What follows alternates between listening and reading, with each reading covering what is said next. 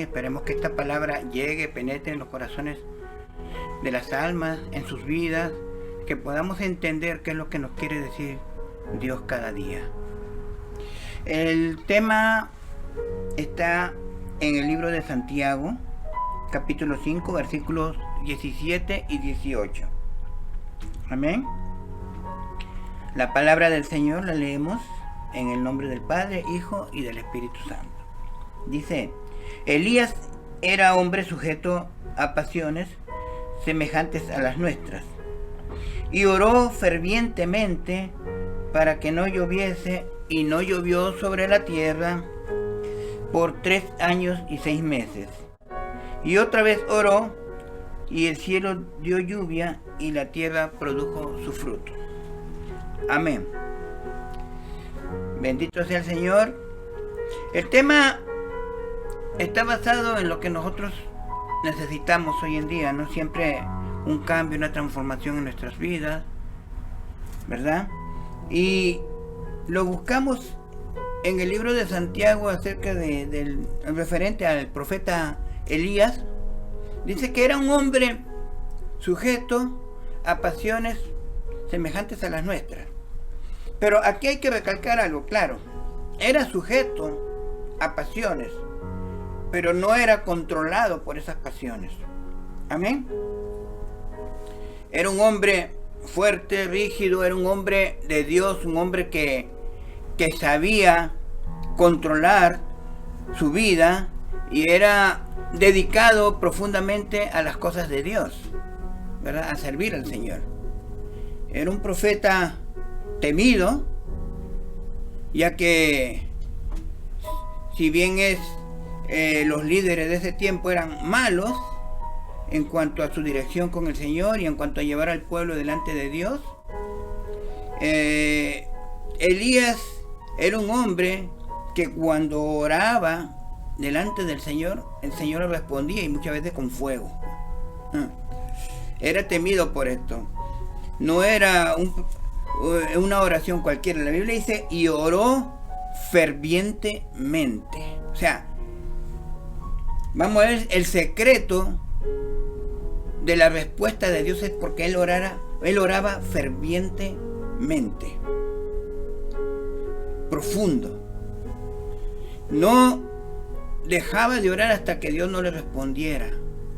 Era un hombre que dedicado a la oración, y se profundizaba en ella hasta que Dios le respondiera.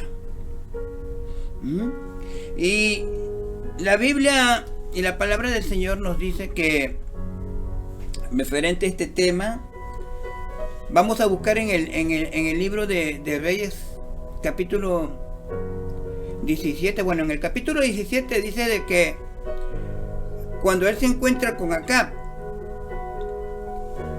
y le hace reconocer o le recalca su pecado y cómo tenía al pueblo y cómo ya había llevado al pueblo en pecado, le dice: por cuanto esto has hecho, dice, vive Jehová en cuya presencia estoy hoy,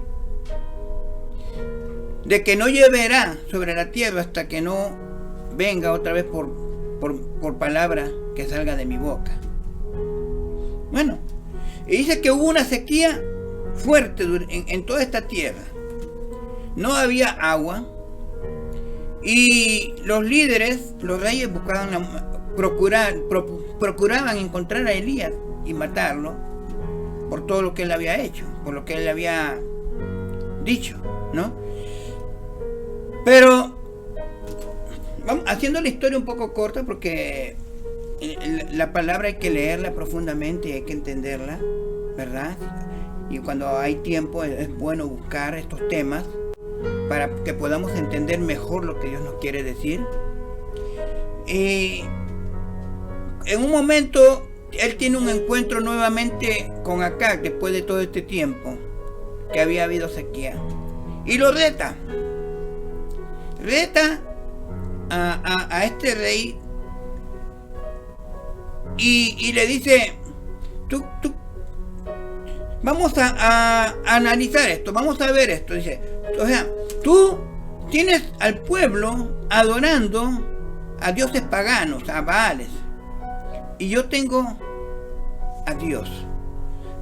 lleva a tus profetas al monte Carmelo, y allí Dios dirá quién es el Dios real, quién va a responder, si tus Baales o mi Dios. El monte Carmelo, mire, primeramente la palabra Carmelo significa un huerto, un paraíso, un lugar fructífero, un lugar de abundancia. Eso es lo que significa Carmelo. O sea, el monte era un monte bello que se podía extender. Muchos en su época decían que allí habitaba Dios, que era un monte hermoso por lo fructífero que era. Pero había algo allí, y era que el altar de Dios que allí estaba destruido, estaba derribado. En otras palabras, era símbolo de solamente lo que se ve por encima de la apariencia, pero internamente, en su condición, solamente la apariencia, porque el altar que estaba allí de Dios, al cual una vez los israelitas, los judíos habían servido, estaba destruido. Y es una pena que hoy en día se vea esto nuevamente, altares de Dios destruidos por la inconsciencia de los líderes, por el mal uso de la palabra o por el abandono. Y cuando llegan ahí, dice que Acab llega con sus 450 profetas de Baal y 400 de Acera, y Elías llega solo allí a la vista del pueblo y le dice: vamos a hacer una cosa, dennos 2 bueyes, uno para los de Baal y otro para mí, y el Dios que responda con fuego, ese será Dios. Mire, había que ser un verdadero hombre de Dios para tener esa fe concreta de que Dios le iba a responder. Pero como decía antes, ¿no? Elías era un hombre de Dios. Era un hombre que se dedicaba a la oración, metido en la oración, y no se levantaba de ahí hasta que Dios no le respondiera. Por otro lado, era enviado por Dios también. Dice la palabra que los profetas de Baal comenzaron a hacer su altar y comenzaron a danzar y bueno, la historia lo dice allí en el libro de Reyes. No va a ser muy abundante en cuanto a lo que dice, pero dice la palabra también de que cuando ellos vieron que su Dios no les respondía, comenzaron a cortarse, comenzaron a hacer muchas cosas rituales referente a todo lo que ellos estaban acostumbrados, a gritar, a danzar, a cortarse las venas, su piel, su cuerpo. Y Elías esperando hasta que dio la hora del sacrificio. Era una hora específica. Y dice la Biblia que Elías mandó primero a reconstruir el altar de Dios. Oiga, mandó a traer 12 piedras, las cuales simbolizan a cada una de las tribus de Israel, pero también simbolizan el gobierno de Dios, ya que Dios era el Dios y Rey supremo de este pueblo y de todos. Y dice que mandó a poner la leña, mandó a poner el sacrificio y algo más. Dice que les dijo: traigan agua, 4 cántaros de agua, y mojen el sacrificio, o sea, mojen el buey, el cordero. Una vez que lo mojaron, dije, traigan una vez más, o sea, 4 cántaros más, y otra vez más, o sea, 12 cántaros. Al igual que las piedras, que eran una por cada tribu, parece que cada cántaro simbolizaba también la tribu de Israel, un cántaro por cada tribu. ¿Por qué? ¿Por qué él mandó a traer 12 cántaros de agua? ¿Saben por qué? Porque aunque el sacrificio estaba allí, el holocausto estaba allí también, pero también el pueblo tenía que dar un sacrificio. Tenía que mostrar que ellos también podían darle algo a Dios. ¿Qué le estaban dando? No solamente el estar allí presentes y en el holocausto, sino que le estaban dando de lo que no tenían. Recordemos que había sequía, no había agua. Durante todos esos 3 años y medio no hubo agua en todo Israel. E inclusive el encuentro entre Elías y Acab, el rey Acab, fue por eso mismo, porque él andaba buscando agua para sus animales. Mi pregunta es, ¿qué tenemos para Dios en esta noche? ¿Cómo está tu altar? Miren, déjenme buscar aquí, que lo tengo anotado. Y la Biblia dice en 1 Corintios 6:19, dice: ¿o ignoráis que vuestro cuerpo, templo del Espíritu Santo es? Dice. O sea, somos templo del Espíritu Santo, ¿verdad? Nuestro cuerpo es templo del... Pero ¿qué hay en el templo? ¿Qué tipifica? O sea, ¿qué hay dentro de un templo? Un altar para Dios. ¿Cuál es el altar de tu vida, tu corazón? ¿Cómo está tu altar delante de Dios? ¿Cómo está tu vida delante de Dios? ¿Destruida? ¿Derribada? ¿Hecha pedazos? No hay un momento para hacer un sacrificio, para arrodillarte, para buscar delante de Dios. ¿Qué pasó con ese altar en tu vida? ¿Qué tan lejos te ha ido delante de Dios? ¿En dónde está tu vida delante de Dios? El pecado de Israel los había alejado de Dios. Y también nuestro pecado nos aleja de Dios. La Biblia dice en Gálatas 6:7, dice: no os engañéis, Dios no puede ser burlado, dice, pues todo lo que el hombre sembrare, eso segará.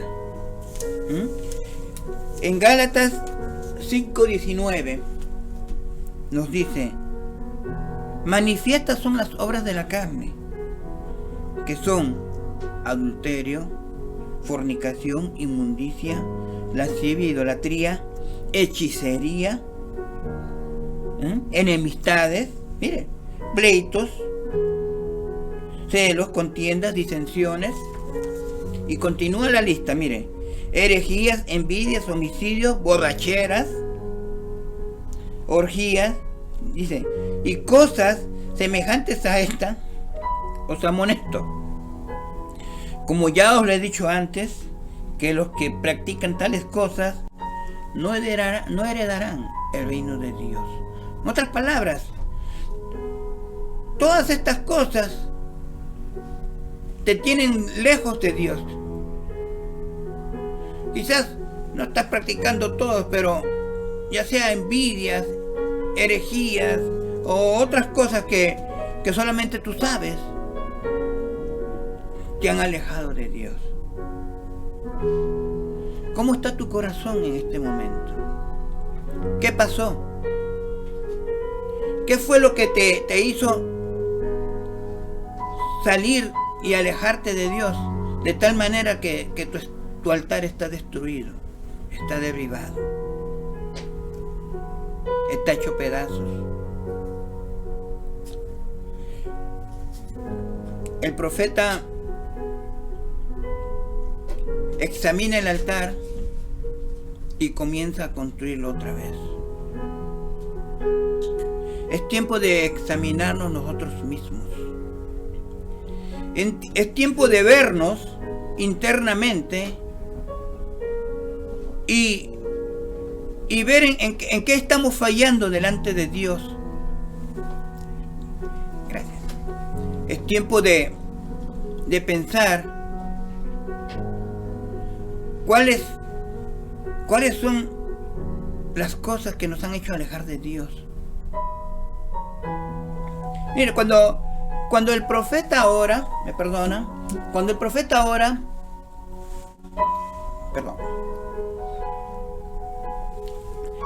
y empieza con la oración y dice: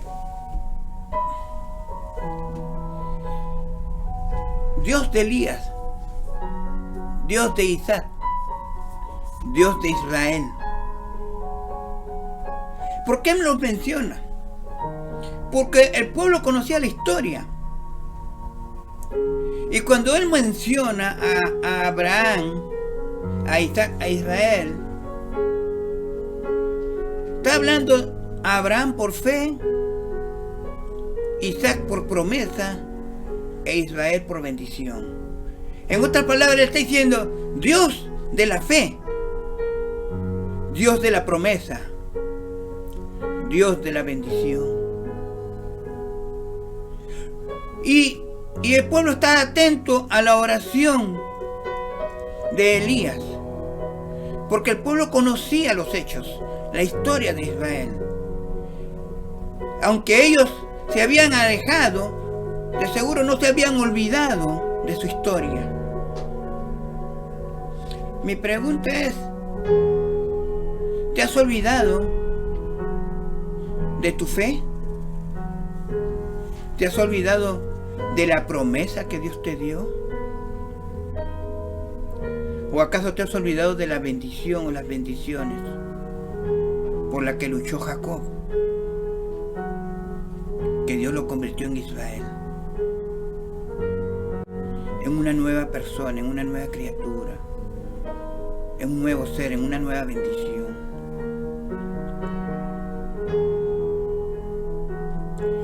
Dice: Dios de Abraham, Dios de Isaac, dice Dios de Jacob. Dice: cuando llegó la hora de ofrecer el holocausto, el profeta Elías dijo: Jehová, Dios de Abraham, de fe, de Isaac, promesa, y de Israel, de bendición, de transformación. Dice: sea hoy manifiesto que tú eres Dios en Israel, y que yo soy tu siervo, y que por mandato tuyo, o sea, no era que a Elías le había aparecido, o él había querido hacer algo allí, un show, que todo el mundo lo viera, no, y que por mandato tuyo he hecho todas estas cosas. Primero los confrontó en un versículo, le dice: ¿hasta cuándo claudicaréis? Si Baal es Dios, servirle a él, o si Jehová es Dios, servirle a Dios, a Jehová. Y ahora les habla a través de la oración, diciendo que dice que por mandato tuyo he hecho todas estas cosas. O sea, a través de la oración Dios les habla, Elías le habla al pueblo, Dios le habla al pueblo. Dios quiere que tu altar sea restaurado. ¿Quién sabe lo que pasó? ¿Quién sabe por qué te alejaste? O quién sabe cuán cerca has estado, pero nunca has podido. Perdón. Estás solamente como viendo lo que pasa en el altar, lo que pasa alrededor. Eres solamente un oyente muchas veces, o solamente alguien que ve a lo lejos lo que hacía el profeta. Pero para restaurar, o para que Dios hable, responda, hay que primero restaurar el altar de tu vida. Tú quieres que Dios te responda, tienes que reconocer primero quién es Dios. De Abraham, de Isaac, de Jacob, o de Israel, perdón. Fe, promesa, bendición. Dios no puede ser burlado ni engañado, o sea, en algún momento vamos a dar cuenta de todo, pero este es el momento para que restaures el altar de tu vida. Este es el momento en el cual es tiempo de restaurar. El único sacrificio, Dios no te pide un deseo, agua, no, pero el sacrificio que Dios te pide son la búsqueda, la oración, la alabanza, sacrificio de alabanza, búsqueda, entrega y cambios. Porque ese cambio no le hace daño a Dios, te hace a ti.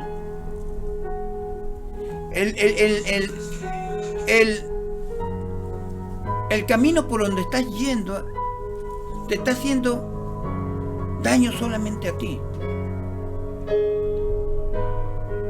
El pueblo de Israel en pecado iba a la ruina, iba a la destrucción, a la muerte. Pero Dios es vida y en abundancia. Dice que cuando Elías terminó esta oración, que no duró más de unos minutos, dice que el fuego descendió y quemó el sacrificio, quemó la leña, quemó todo lo que había, hasta el agua se consumió. El agua que él había puesto sobre la zanja o alrededor de la zanja por la cantidad de agua que ya no podía poner más, dice que se consumió.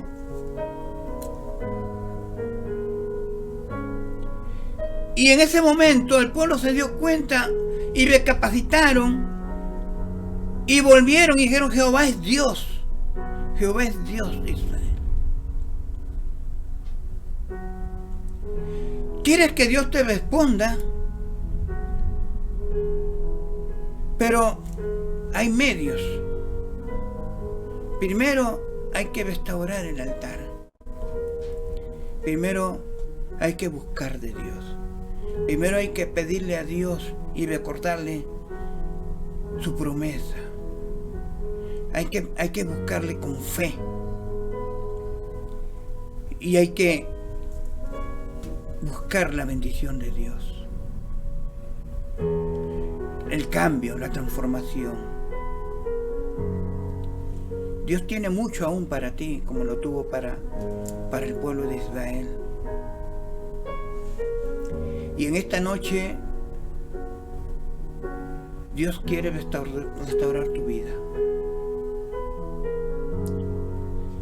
Ese altar destruido, o como está, en pedazos, solamente tú y Dios saben por qué está así. Pero hay que dar el paso. Si quieres un cambio, si quieres una respuesta de Dios, hay que dar el paso. Es tiempo de buscar de Dios. No hay que claudicar, o sea, no hay que dudar, ni estar en dos aguas. Dios es uno solo. La Biblia dice, yo soy Dios y fuera de mí no hay otro. ¿Qué esperas? Dios te espera. El Monte Carmelo era pura apariencia en ese momento. Todo muy frondoso, muy bonito, como la higuera que vio Cristo. Pero el altar estaba destruido. Y eso llama mucho la atención de cómo estamos en estos tiempos. Muchos altares destruidos. Por fuera mucha, quizás, apariencia. Y por dentro destrozados. Dios no quiere eso de tu vida. Ni de tu vida, ni de tu sociedad, ni de tu casa, ni de tu iglesia. Dios quiere cambios, pero el cambio comienza contigo, conmigo. En esta noche voy a orar por ti, por esta palabra, para que el Señor comience a tratar con tu vida y le recuerdes su promesa, su bendición. Es tiempo de orar fervientemente a Dios, de buscar de Dios. Todo lo que está pasando alrededor nuestro no es casualidad, sino que hay motivos. Y Dios está esperando. Dios te está esperando. No hagas esperar más a Dios. Vamos a orar. Padre Santo, en esta noche venimos delante de tu presencia por mandato tuyo. Porque tú nos pides siempre, Dios mío, que vengamos ante ti. Te pedimos en esta noche, Señor, por cada vida, por cada alma, que por razones que desconocemos, tienen su altar destruido, destrozado, arruinado, hecho pedazos. Esas razones solamente tú las conoces, Señor, pero que en esta noche lo único que les pides es que se acerquen a ti con fe. Que es tiempo de construir, de reconstruir ese altar. Que tú quieres responder a sus vidas por la necesidad que tienen, por cada necesidad que tienen y que tenemos, Señor, porque todos necesitamos de ti. Te pido, Dios mío, por cada vida, por cada alma en esta noche que está oyendo este mensaje, para que tú trates con sus vidas y se acerquen a ti y puedan, Dios mío, renovar su voto contigo, Señor. Aquel que no te conoce, Señor, te pido, Señor,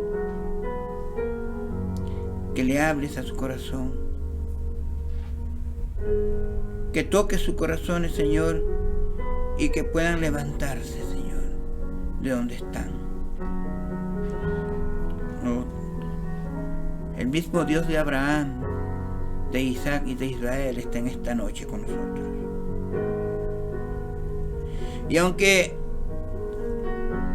Elías estaba sujeto a pasiones, no estaba sometido a esas pasiones, Señor, sino que buscó y oró fervientemente. Y en esta noche oramos fervientemente delante de tu presencia, por cada vida, por cada alma, para que tú respondas con ese fuego que limpia, que purifica los corazones, mi Dios. Te damos gracias, mi Dios, en esta noche, porque sabemos que tú nos has hablado en nuestras vidas. Gracias, mi Dios. Gracias, Señor. Amén.